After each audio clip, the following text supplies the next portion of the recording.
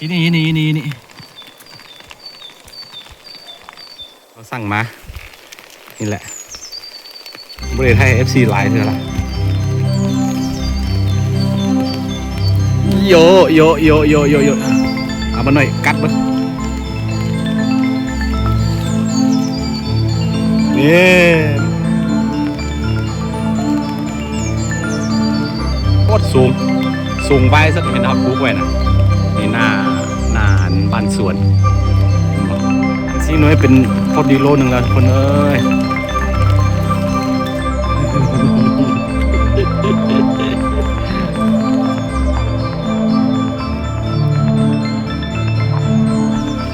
สบายดีทุกคนยินดีต้อนรับเข้าสู่ช่องอาคาน้อยตอนนี้เฮามาสวนนะมาสวนเฮาสิมาอนามัยต้นผลไม้มักไม้ของเฮาแบบนี้แหละก็ซิดหญ้าเพราะว่าตอนนี้หน้าฝนหญ้าตึบแล้วนี่คือผลไม้ของเฮาหลายคนถามว่าเป็นได้แล้วสวนเฮาใหญ่หมดแล้วเด้อนี่เห็นมั้ยเป็นมากแล้วเริ่มเป็นมากแล้วเงาะแล้วก็นี่ลูกพีชหรือว่ามักไข่บ้านค่อยเอิ้นว่ามักไข่ต้นใหญ่แล้วนี่เห็นบ่ถ้าเฮ็ดแบบนี้แล้วก็สิได้ซิดหญ้าแต่ก่อนในระหว่างที่เฮามาสวนนี่มีตัวอ้นคดอ้นหน้าฝนนี่คืออย่างที่เห็นนี่แหละเห็นบ่แล้วก็ต้นตัวนี้เป็นต้นอันมักลิ้นไม้ใหญ่หมดแล้วเอาโลฝนหมดมือบ่สาวนี่ตอนนี้เฮาสิคดอ้นกันคดอ้นเพชรดัดแปลงอันนี้คือหัวอ้นเด้อน่าจะตัวน้อยๆอ้นดอกแขมตอนนี้ฝนอยู่นี่สาลีนี่พวกมันต้นมันใหญ่หมดแล้วนี่คือต้นพีช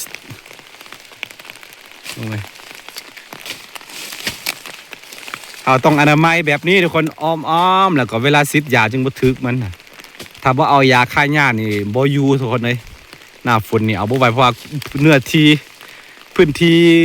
ปลูกของเขาค่อนข้างกว้างนะอันนี้แนวพันธุ์มาจากทางเหนือพงศรีแล้วก็มีแนวพันธุ์นั่นของไต้หวันลูกพีชไต้หวัน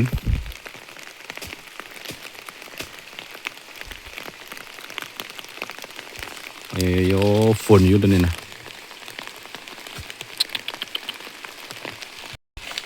ชื่ออะไรอ้นด็อกแคม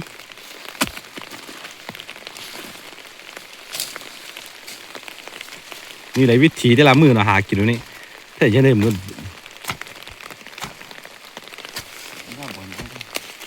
ไอ้ที่ติดอย่างน่ะนี่ให้บดามคุดบดามนี่เป็นอันนั้นน้องไซเนาะอยู่บ้านเก่าคนมายามลูกอาวอีจิ้มไงเบิ้งเห็นป่ะนี่คือหังของมันโอ้ตัวน้อยๆนึง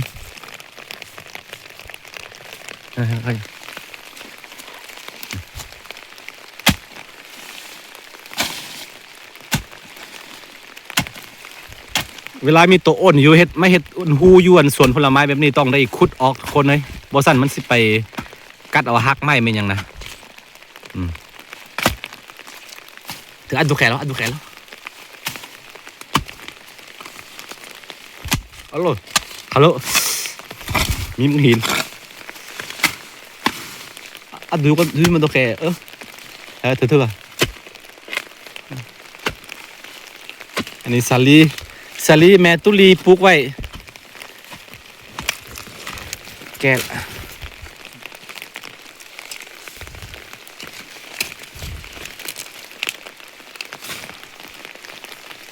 ตัวน้อยแต่ว่ามันทำลายแบบว่า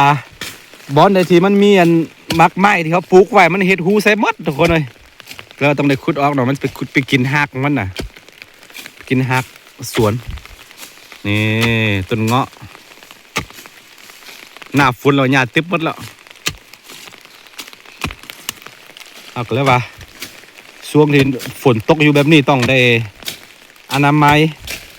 ทางหญ้าอ้อมต้นมันแล้วก็ซิอันนั้นโอ้ใกล้ละ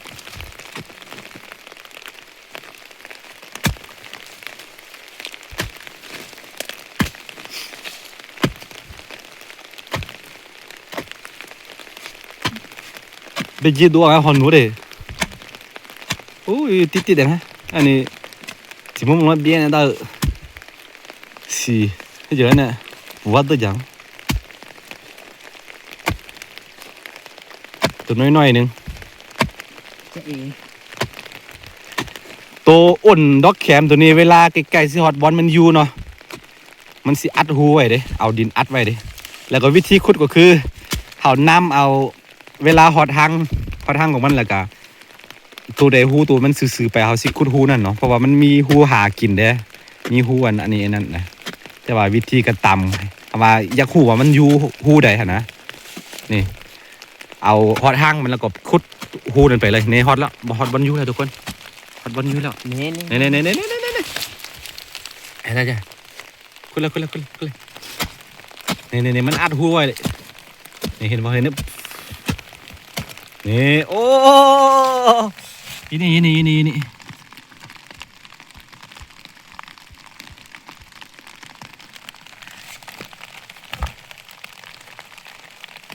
เอ้ย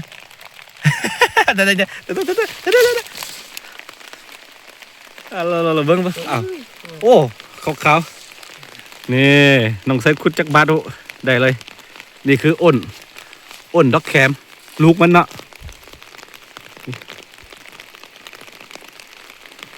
ลูกมัน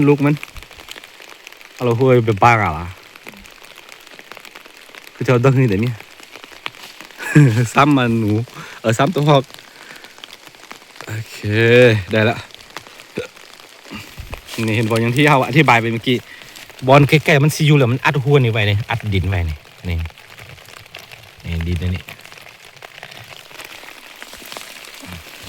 นี่ส้นไหลต้นเงาะใหญ่ซ้ำนี่หมดเลยทุกคนเด้อ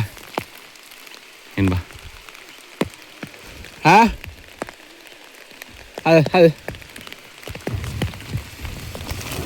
ต้นเงาะแล้วก็เป็นน้องหวานเด้อแล้วก็สิเก็บมาร์กอันนี้เก็บมาร์กนี่ไปกินวันนี้เข้ามาทางสวนทางออมแอมต้นสวนต้นนั้นต้นไม้นะเพื่อว่าถ้าให้แดดออกแล้วก็สิเอายาใส่นี่แล้วสูงหน่อย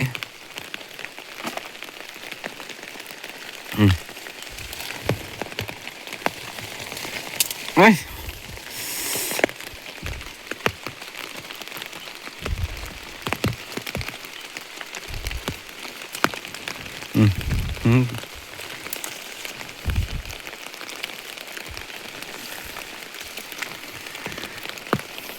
อาหารเด้ออาหารเต็มปลาอันนี้นี่เวลาเข้ามาปลานี่ค่อนข้างอุดมสมบูรณ์หน้าฝนได้กินมันยังก็ได้กินหมดนะ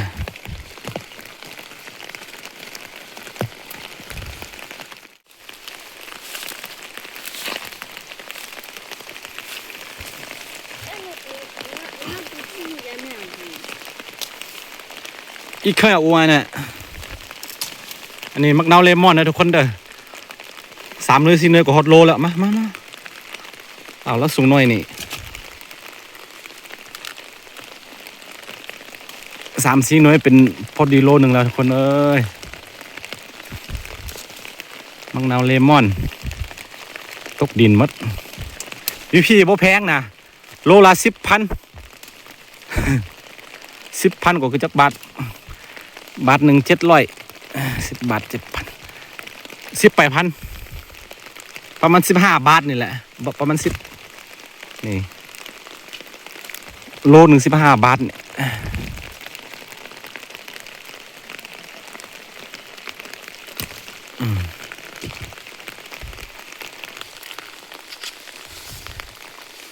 เห็นบอลเนี่ยเป็นมาร์กเต็ม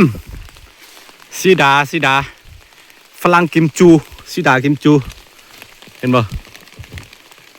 โอ้ มาร์กเต็มเลยโอ้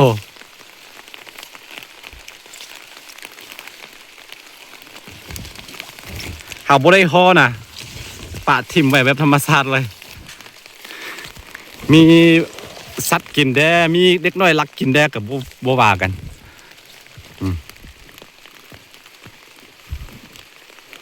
สีดาโอ้โคตรหลาย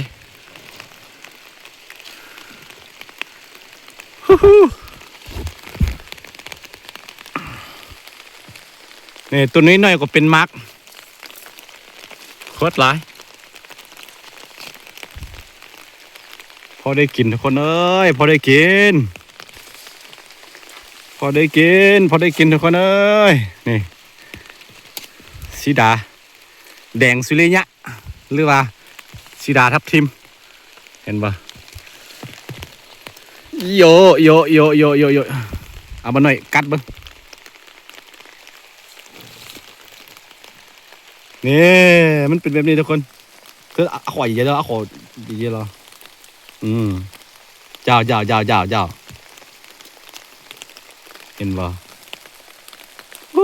เดี๋ยวคือสีดาแดงสุริยะพอได้กินพี่น้องเอ้ยเต็มต้นเลยนี่แหละสิ่งที่เขาสั่งมาใหญ่แบบนี้หมดแล้วเป็นมาร์กเต็มฝนตก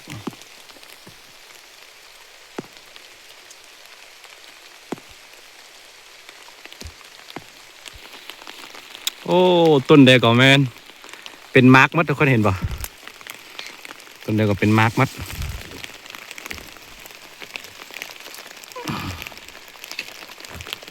พอได้กินอันนี้มะเกี้ยง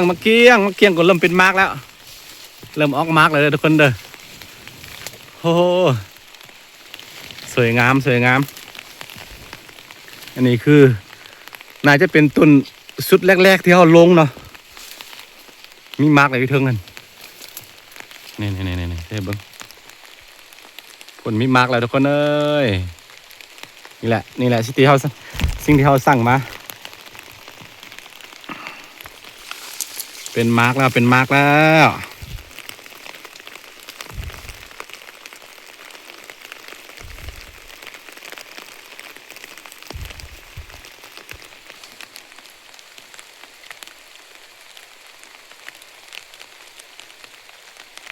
นี่แหละบ้านสวนของเขามันใหญ่หมดเลยนะทุกคนเลย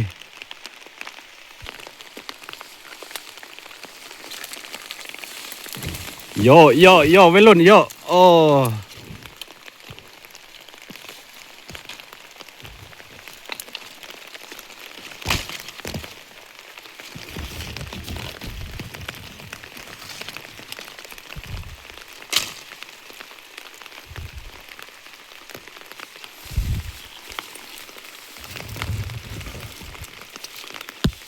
เป็นมาร์ก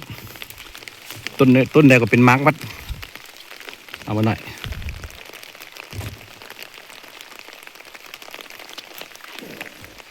โยวัยรุ่นโยตัวนี้โอ้โหโคตรใหญ่บุสุกเถื่อแต่ว่าเก็บไปกินก็ได้โอ้มึงไงเนี่ยความใหญ่ของมัน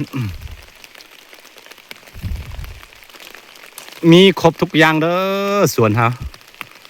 นี่สิ่งที่เขาสั่งมานี่แหละบริษัทไทย FC หลายเธอละบริษัทไทย FC เบิ้งโดนเ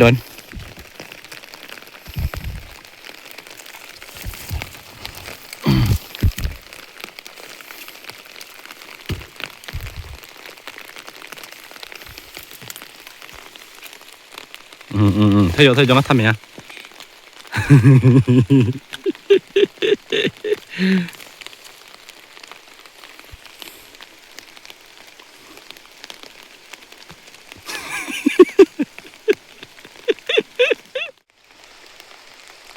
เห็นไหมทุกคนนี่คือต้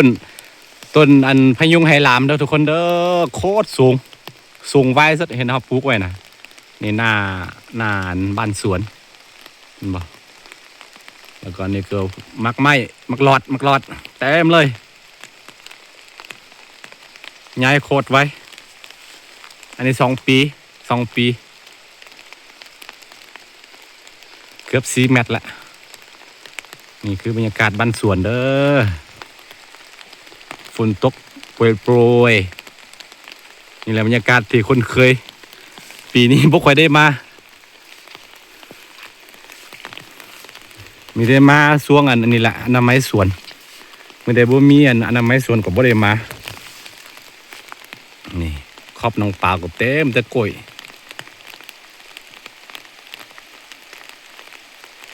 โอเคทุกคนนี่คือบรรยากาศเนาะอยู่บ้านสวนเด้อหน้าฝนใครมักวิถีชีวิตแบบนี้ก็อย่าลืมกดติดตามไว้ทุกคนอันนี้ก็อยังที่พูดแหละนี่คือต้นงิ้วท้ายเดือนหนึ่งต้นเดือนหนึ่งแล้วมันจะออกดอกแดงเลยนี่คือบ้านสวนของเขาสัญลักษณ์บ้านสวนของเขาบ่ได้ปั้มทิ่มเอาไว้เนาะต้นค่อนข้างใหญ่โอเคไว้เจอกันทุกคน